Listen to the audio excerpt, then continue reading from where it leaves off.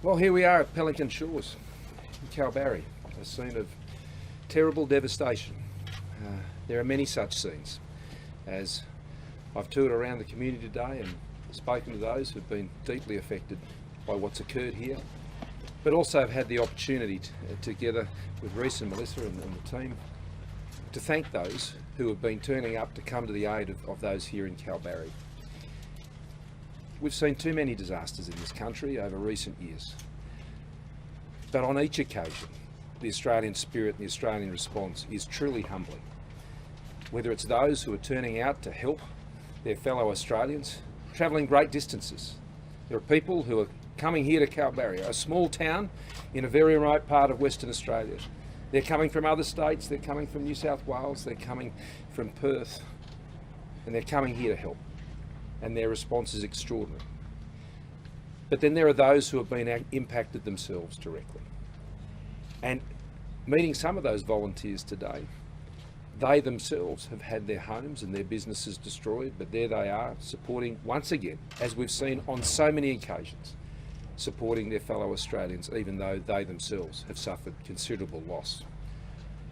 My message to the people of Kalbarri today is that Australia is standing with you, as Australia has stood with all of those Australians who have faced such terrible natural disasters.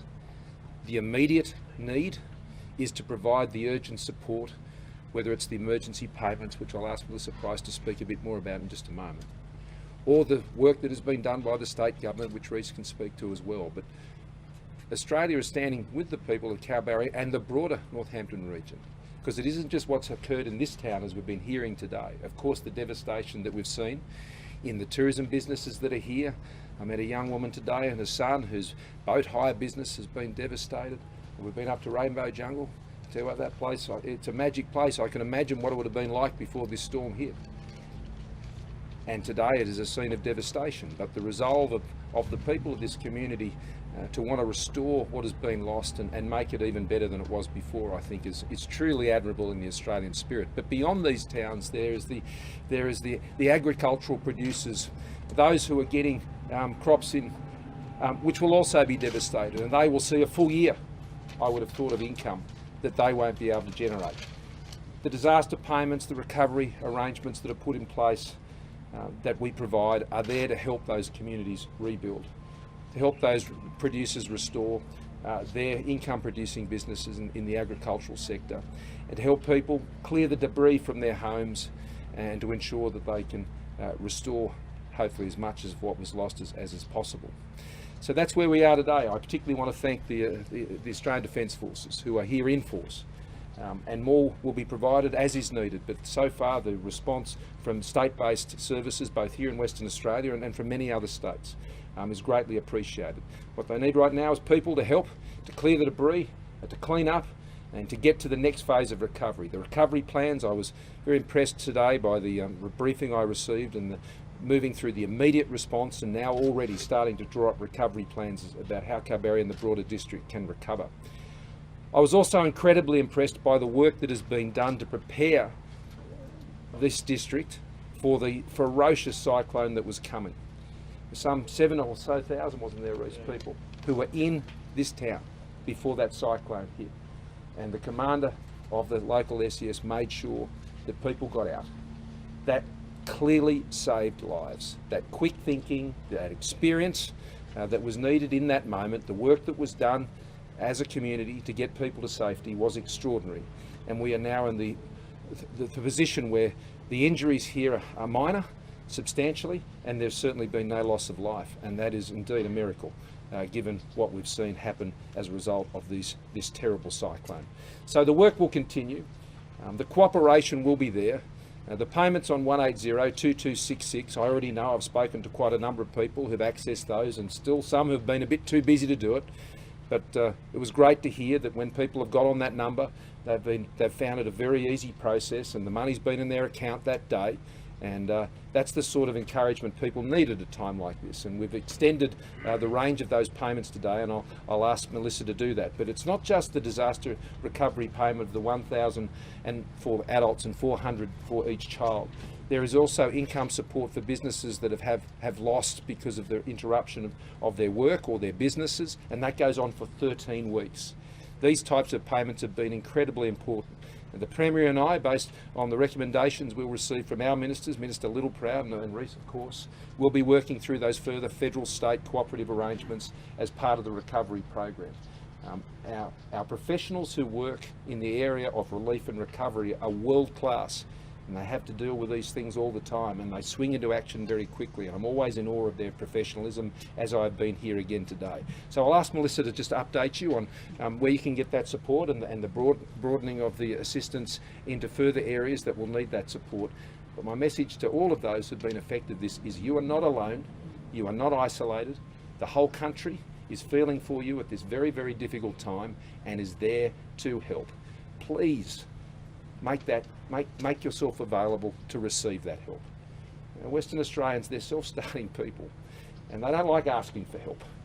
But that help is there for you now, and I urge you to take up that help and to look out for each other in the weeks and months that are ahead. There'll be further counselling support and other mental health support services that always flow in these circumstances.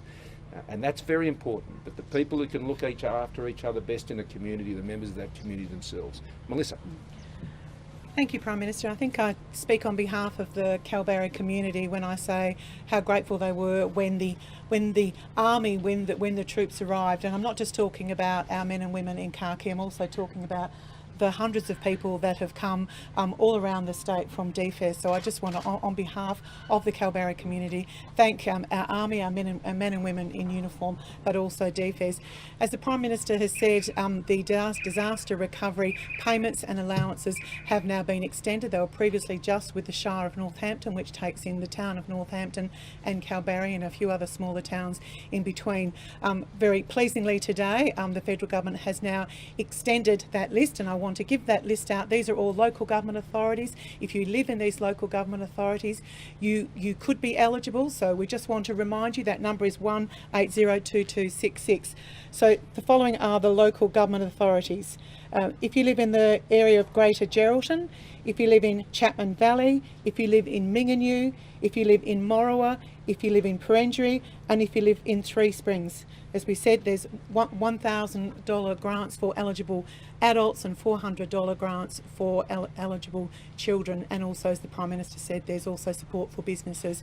What we've seen today is truly devastating, and really the words don't express how I feel, but I'm just so thrilled with the resilience that we've seen here today. And as the PM said, we will build back better, but people need to know that we are here to help, and I'm just so proud of this community.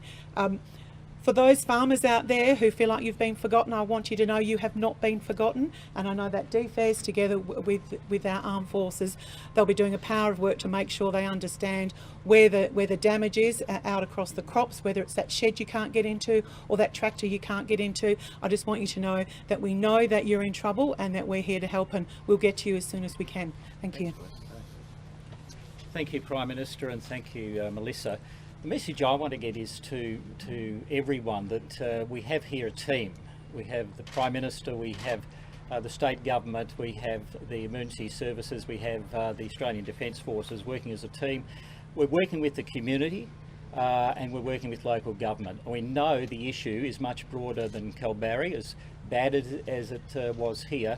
We know that Northampton and Morawa and Mullawa and Three Springs and Perenjori have all been impacted in a devastating way as well. So can I say to all of those communities, wherever you live, whether it's here or right through the Midwest, we are here for you. We're working together.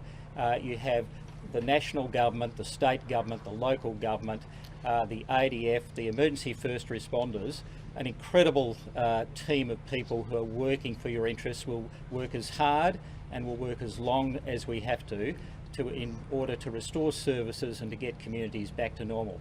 The Prime Minister mentioned that Kalbarri holds a special place in the hearts of West Australians, a holiday venue for many, many years. So I know there are many West Australians who can't wait to get back here and support the local community. That cannot happen just yet. We can't let tourists into the town, but there will be a time when that's possible, and I hope it's soon. And when that happens, I expect all of Western Australia and a good deal of Australia to want to come to Kalbarri and support this community. Can I also say that as a state government, we've appointed Melissa Pexton as our State Recovery Controller. Now, Melissa was appointed just yesterday afternoon, and she's hit the ground running. She's here today. We're at Morawa this morning and Kalbarri today, and expect to see Melissa and indeed the Commissioner constant visitors to the region. She will be your point person on the ground to assist in the whole of the state recovery. Can I again thank the Prime Minister for his contribution, ADF assets, ADF personnel.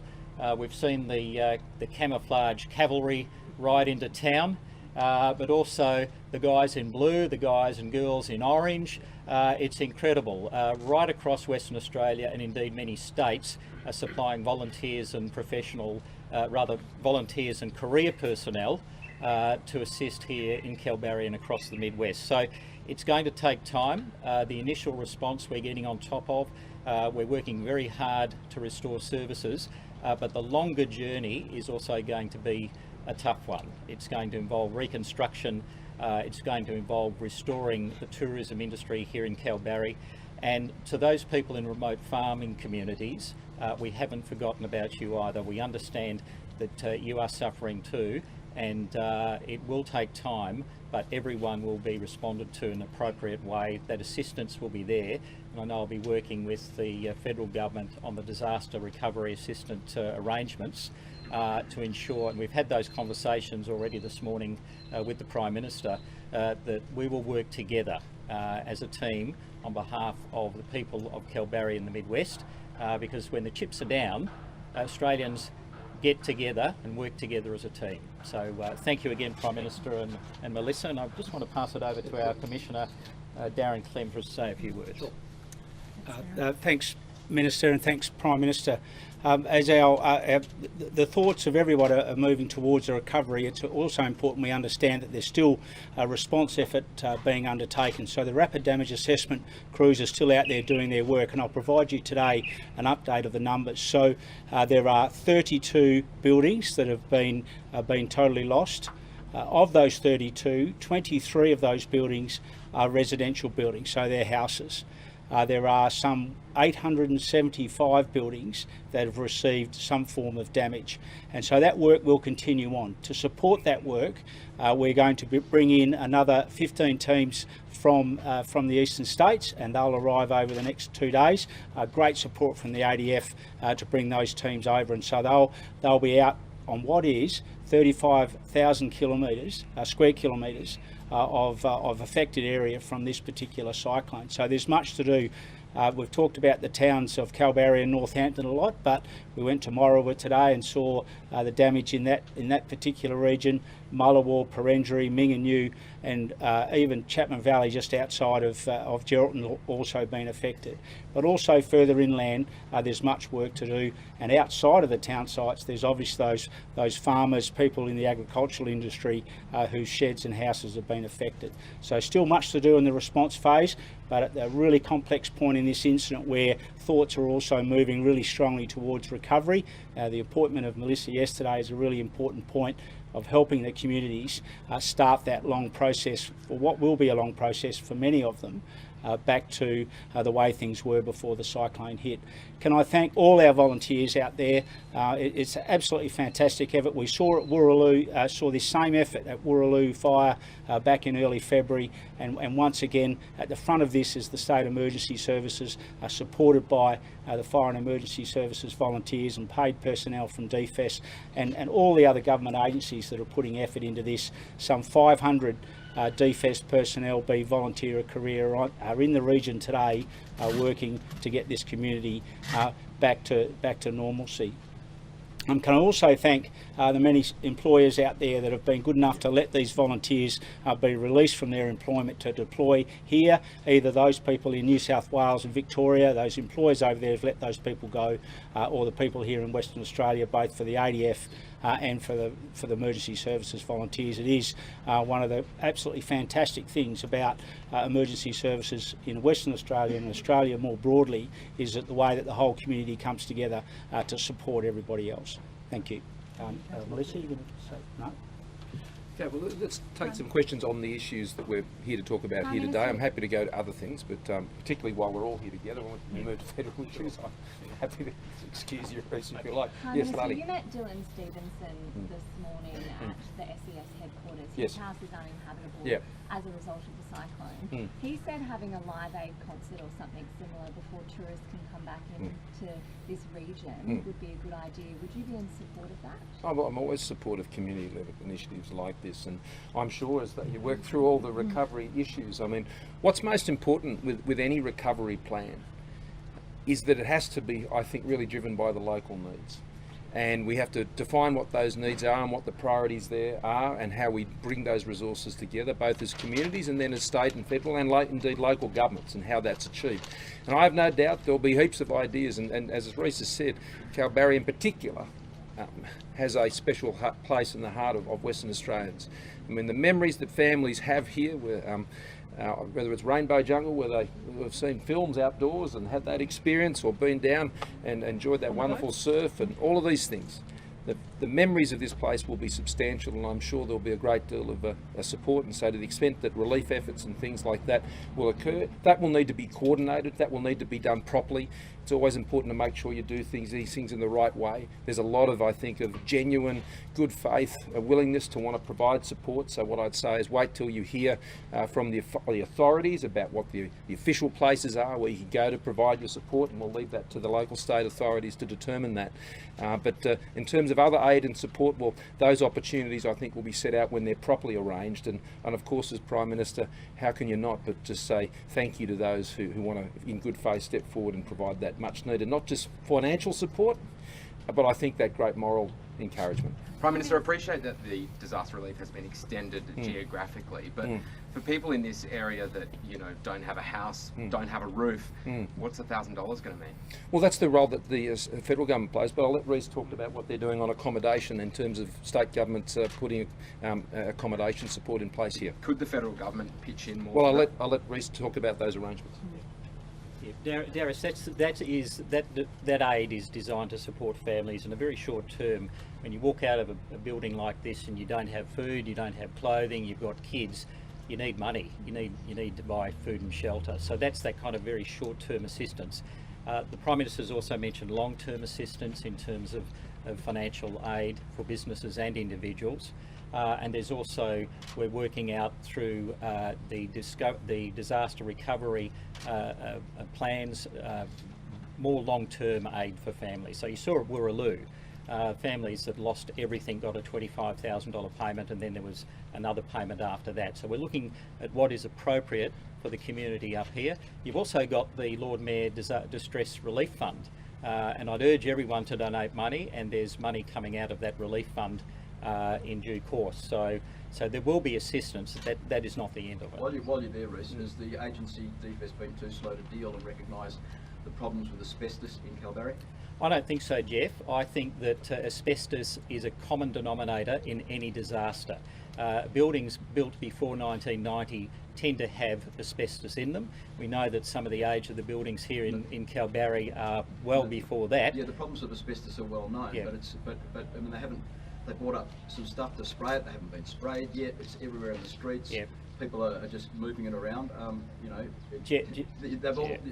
you've also said that it's not an immediate threat to lives. That's true, but it kills you in 10 years. Jeff, I think the emergency teams here responded very quickly, and I just ask everyone to be patient and understanding. I think we're in day 4.5 or day 5 after the cyclone hit. Services are starting to recommence, as you know. Asbestos is always an issue. I've driven around town and seen areas roped off, and where asbestos obviously is in situ. And I think the advice we gave from the very beginning was to stay away from anything you think might be asbestos, whether it was or not. and leave it to the authorities and the proper professionals to dispose of it. We've got experts from the state government, a number of teams from WorkSafe and other experts within DFES who are actually in town assessing the asbestos issues, and we've made arrangements. They got here late yesterday. Late yesterday. So 5 days after the cyclone. Well, we've No also. ear monitoring? Well, I think there's also expertise already here with the services you have in town, both the career and the volunteer crews are well versed in how to handle asbestos. They deal with it every time they go to a house fire. So there's a lot of knowledge on the ground already. We've actually got experts over and above the very expert approach that regular firefighters have. But asbestos is being handled promptly. We're getting that glue material to spray over it to keep it in situ. It's going to have a pigment on it so that people know that it's an issue, and we'll get onto that as quickly as we can. And I think the emergency crews here have done a remarkable job in a very short amount of time. I was here on Tuesday, now it's Friday, and I've seen a marked change in the way the town looks already. Asbestos, like power lines, are real concerns, and I think they're being dealt with incredibly professionally and quite quickly. Can we go to other issues with the Prime Minister, because there's people in the East hanging off this as well? Yeah, are there any other questions that people like while we've got the team here who want to deal with the cyclone? A lot of people have been without phone connectivity for a long time. Will you improve the backup power to communication equipment in this region and across regional WA where this happens? Well, I just met the contractor who's here in town right now. I met him earlier today, and that contractor is working. That relates to NBN services, and they're working to restore those as quickly as they possibly can. The power situation, I refer to the state agencies to give you an update on that. That's still some time away yet, but issues such as water and these essentials are what the local authorities are working on quickly to try and restore. But given what has occurred, that's always a big challenge. But does anything you guys want to add to that? Oh, look, I could. So in terms of Western Power, particularly here in Kalbarri, I understand a generator's been attached to one of the accommodation areas, but then they've brought in additional generation power. One of the challenges they're having, particularly here in Kalbarri, and noting that the power is out in many other areas of the impact area of the cyclone, is the intent is to once they've re-established some of the lines that are here, some of the infrastructure is not going to be able to support at this point in time of being able to turn that generator on. Yeah, this is phone communication, yep. Especially, Kalbarri's been powered up, but out in the other other parts of the region, they haven't been able to call people, but then people are saying that's as important as hospitals and medicine. What is being done to improve telephone communications during disaster? Yeah, so Telstra are a key part of the State Emergency Coordination Group, and they've been attending those meetings, and they've got people on the ground. The tower here in Kalbarri, for instance, was back on with generator power on Tuesday afternoon, as I understand it, the one in Northampton. Certainly they've got their challenges over 35,000 square kilometres, and we all understand the importance of power to mobile phones, and not just a single tower either. You have to actually connect towers together. So to get one tower on, sometimes you've got to turn on 9 or 10. So it is complex. It is just time at this point. Either the power coming back on in terms of being reconnected through the power lines, or indeed if they're able to attach generators to mobile phone towers. Any other questions? Prime Minister, just to clarify, will there be any more extension of assistance from the federal government? Oh, look, I expect there will be. There is with every disaster. And the disaster recovery arrangements are a well-established mechanism between the federal and state governments. And when I was, Premier McGowan sent me a text this morning saying, well, mate, once you've been up there, I'm sure there'll be other stuff for us to talk about, and Reece and I'm sure we'll have a chat before I leave today. That's the way that works. There's further recovery plans that are put in place, and they'll work on that. That's worked up together with the state authorities and the federal authorities, and that comes forward both to me and the Premier to authorise that. And that's how it's worked in every disaster. So we share those costs, and we do it together. Whether that's producer support payments or small business payments, or the payments, the disaster recovery payments, 1,000 of those done directly by the federal government. But we each know what our responsibilities and what our cost sharing arrangements are. They're well established in disasters, and we just get on with it. Could I just ask you a question about vaccines now? Sure. Regarding the 48-year-old woman who died in New South Wales from AstraZeneca due to blood clotting, will that stop that vaccine from being used? No, well, at this point, those matters are still being investigated at a clinical level, and as medical professionals have said, and other clinical authorities, that it would be wrong to jump to any conclusions here. The TGA is considering these, that's the Therapeutic Goods Administration, they're considering those issues even now as we speak. The Chief Medical Officer has already made some comments on this. When you have individuals who have comorbidities and other issues, then it's important that these things are investigated thoroughly to understand any potential causal links, but to make an assumption or to leap to any conclusion about those would be unwise and would potentially be quite unhelpful.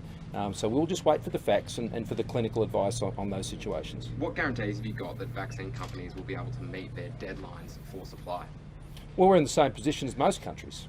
What we can do is work with the companies that we have, which is CSL here in Australia. We're one of the few countries in the world where there is a sovereign capacity to manufacture vaccines, and we're seeing their capacity continue to increase. And those vaccines are obviously supporting those aged over 50. Let's not forget, our first priority, very first priority on vaccines right now is to vaccine the elderly, particularly those aged over 70. And we're making tremendous progress now through the aged care population. The aged care community has been very responsive, and we appreciate that. But for those aged over 70, we encourage you to go and get your vaccination from your GP. We have over 4,000 GPs across the country, surgeries, that are involved in this dissemination. Again, 40,000 Australians who have got their vaccine yesterday through that GP network, and over 60,000 once again were vaccinated across the country. Now Australia's rate of vaccination is equivalent to Germany, and it is now at the same standard. We've caught up with the EU as well. That's the EU average right across all the EU countries. So we are still performing better than countries like Canada and New Zealand and South Korea and Japan. I note with those countries, they, like Australia, are not in a situation where, like in the United States, you have 1,000 people dying every day from COVID. And so the circumstances in countries where the vaccination rate is much higher, there is a obvious imperative amongst the population, because the risk of fatality from COVID is extremely high in comparison to countries like Australia. And so we are making our way. The rate of vaccination is picking up. We're seeing that. Obviously, the medical advice about the rare circumstances where those events can occur with AstraZeneca dealing with under 50s, that's been made known and that's been worked through, and we're still seeing, thankfully, people coming and getting their vaccinations, and we encourage them to do that. A couple from me, just on the same issue. Sure. Prime Minister, will the increase of the superannuation guarantee go ahead as planned? The budget's in May. You flagged that vaccinated Aussies could be allowed to travel and quarantine at home once they return. When do you envisage that happening? Well, that's the question we put to the medical advisors. We did that at the last meeting of National Cabinet. I see that as the sensible next step, and when that can be taken, that will be based on when we can fully understand whether that can be done. Obviously, people have had to have their 2 vaccinations in order for them to do that. They would be able to go overseas. The proposal is come back to Australia and not have to go into hotel quarantine, but be able to do that in some form of home quarantine. Now, it's imperative for the states and territories to be very involved in that process, because ultimately they would have to sign off on those arrangements because they look after public health. But the great advantage of that is particularly for business, and if business and other essential travel overseas for Australians, not having to go back through that hotel quarantine process. That would free up hotel quarantine places for other important priorities, which of course is to get Australians and Australian residents home and their families, and that is overwhelmingly what is happening at the moment. And then on top of that, essential people coming into Australia with essential skills, and here in Western Australia, and I was up in Karratha this morning, they're very keen on ensuring we can go ahead with the Dharma agreement to get more workers into Western Australia. And for that to happen, we need to free up hotel quarantine, and we need to free up those opportunities so we can pursue down that path. So that's the next step. But as always, we've been guided by the medical advice, and that's the question we've put. And so let's wait for the medical advice before we can set any timetables or next steps. What economic support for women? Sorry? You spoke this morning about Australians' resilience having been tested by events such as this. Sure.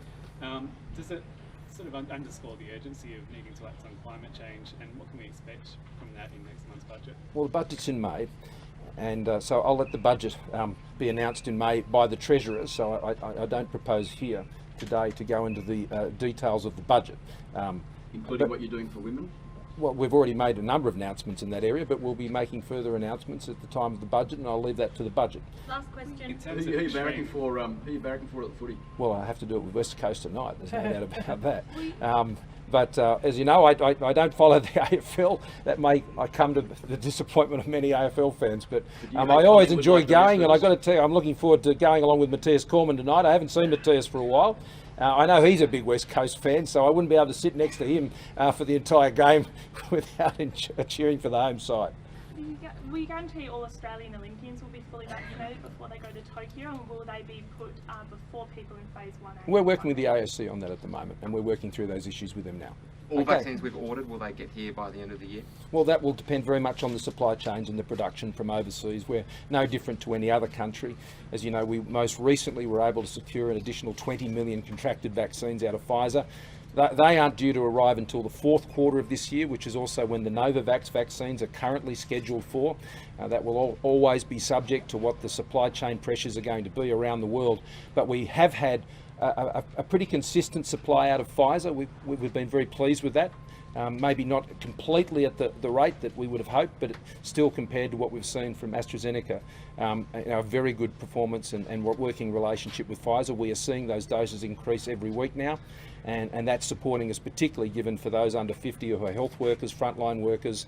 That will enable us to be more effective, I think, in completing those 1A and 1B. But let me remind people, those 1A and 1B groups are our priority because they are the most vulnerable. And when we can protect the most vulnerable through the vaccine, then that gives us that ring of containment of the worst effects of COVID. So we don't see what has occurred in so many other countries. I told a group this yesterday. If we had the same rate of fatality of COVID-19 that is experienced in the OECD, like countries to Australia, 30,000 more people would have died in Australia. 30,000.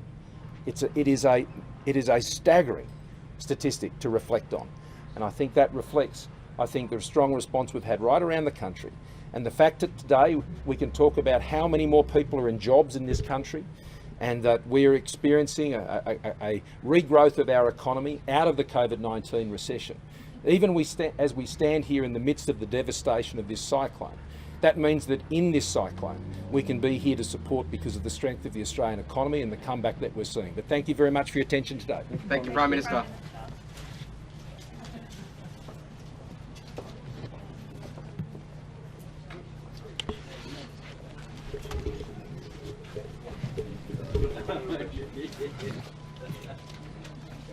Good.